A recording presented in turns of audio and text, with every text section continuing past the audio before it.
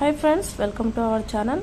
సముద్రంలో నిర్మానుష్యంగా ఉన్న ఒక దీవికి కొన్నాళ్ల క్రితం ఒక రాబందుల గుంపు వచ్చింది. అక్కడ చేపల వంటి ఆహారం పుష్కలంగా దొరుకుతుంది. అంతేకాక క్రూరమైన అడవి జంతువులు కూడా లేవు. రాబందులు ఇంతకు ముందెన్నడూ అనుభవించని సుఖవంతమైన జీవితాన్ని గడుపుతున్నాయి. అక్కడోని యువరాబందులు అక్కడే శాశ్వతంగా ఉండాలని అనుకున్నాయి.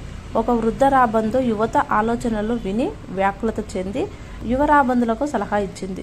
చాలా రోజుల నుంచి ఈ దీవిలో ఉన్నాం. ఇప్పుడు మనం మన అడవిలోకి వెళ్ళిపోవాలి. సమస్యలు లేని సుఖమైన జీవితాన్ని గడుపుతున్నాం. సమస్యలను ఎదుర్కొనే శక్తిని కోల్పోతున్నాం. రాబందులు వెక్కిరిస్తూ ఆ దీవి విడిచిపోవడానికి ఒప్పుకోలేదు. వృద్ధ రాబందు, మీరు సుఖమైన స్థితికి అలవాటు పడిపోయారు. కష్టం వస్తే తప్పించుకోలేరు.